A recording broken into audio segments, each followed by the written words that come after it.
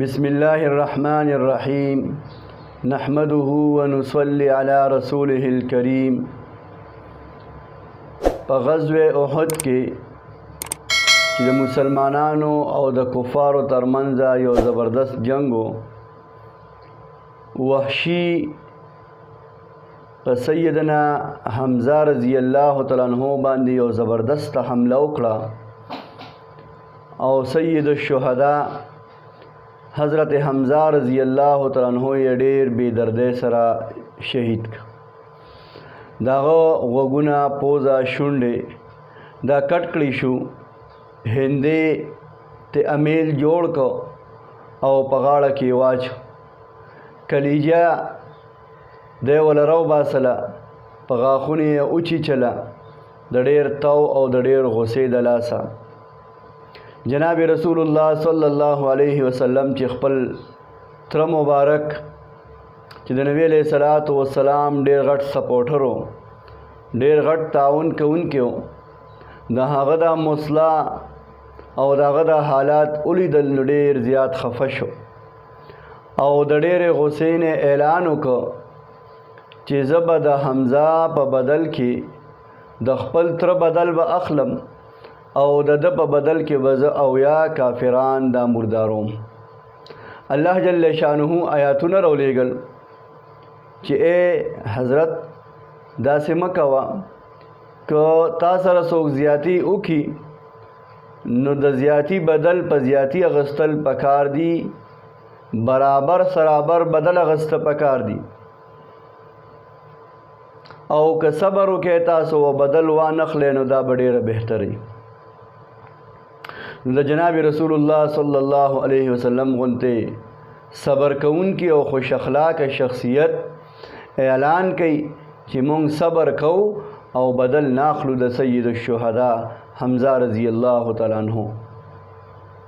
د هغې د پاسه بله خوش اخلاقی رسول الله صلی الله علیه وسلم دک وحشی ته د اسلام دعوت لیږي، مسلمان شه، اسلام کې داخل شه، راشه زما ملګری شه. دک وحشی ته چې کله د پیغمبر علیه الصلاۃ والسلام خبر وررسي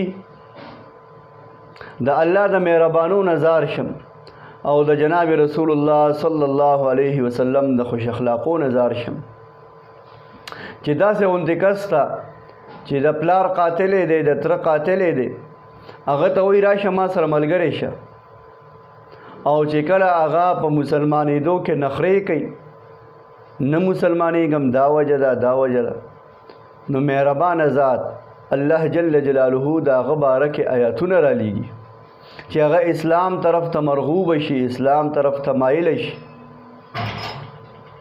وحشي وایي مسلمانېږم ځکه نه چې ستاسو قرآن خو ویلی دي چې چا شرک کړی دی، چا قتل کړی دی، چا زنا کړی ده، دی ډېر غټ جرمونه کړي دي، د هغې بخښنه نشته، او دا درې واړه جرمونه او دا درې واړه ګناهونه ما کړي دي، لہذا زه په دې وجه نه مسلمانېږم. الله جل شانه آیاتونه راولېږل د وحشي په باره کې الا من تاب و آمن و عمل صالحا. الله فرمایل او دغه خلق ډېر ګناهګار او مجرمان دي، قتل والا، زنا والا، شرک والا، خو چا چې توبه وباسل او نیک اعمال شروع کړه نو الله وایي زه به چې کوم دی معاف کړم. وحشي ته نبی علیه صلات وسلام دا آیاتونه ورلیږي چې الله دا فیصله وکړه.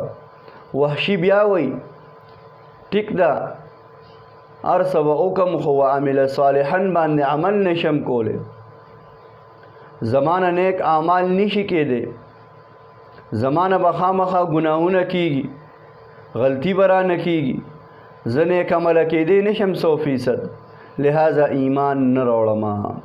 الله دوباره آیاتونه رالیږي ان الله لا یغفر ان یشرک به ویغفر ما دون ذلک. الله جل شانه شرک نه بخي او له دې نه علاوه نور ګناهونه که وغواړي هغه به وبخي. وحشي بیا اعتراض کوي وی دی آیت کې خو الله فرمایلی دی که زه وغواړم نو ګناهونه به ورته وبخم. اوس که الله ونه غواړي نو بیا خو به زه دوزخ ته ځم، نو بیا د مسلمانۍ څه پیدا شو. الله اکبر. الله جل شانه بیا آیاتونه رالیږي، لا تقنطوا من رحمت الله.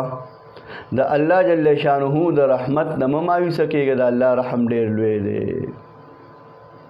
نو وحشي وي اوس صحیح خبره شوه، اوس خبره ټیک شوه، اوس به ایمان وروړم. نو هغه وحشي چې د جناب رسول الله صلی الله علیه وسلم د تره دشمن، د هغه قاتل، دغه رنګې پیغمبر علیه السلام ورته څونه غوسه، سره د دې هر څه نبی علیه الصلاۃ والسلام د خوش اخلاقۍ نه کار اخلي، دته د اسلام دعوت ورکوي، او بیا د هغه ناز او نخرې الله وړي او الله جل جلاله د هغه باره کې آیاتونه نازلوي. یو صحابي تپوس کوي حضرت د آیاتونه او دا خبره د وحشي دپاره ده او که د هر چا دپاره ده؟ الله نبی علیه الصلاۃ والسلام فرمایي د هر چا دپاره هم دکه حکم دی.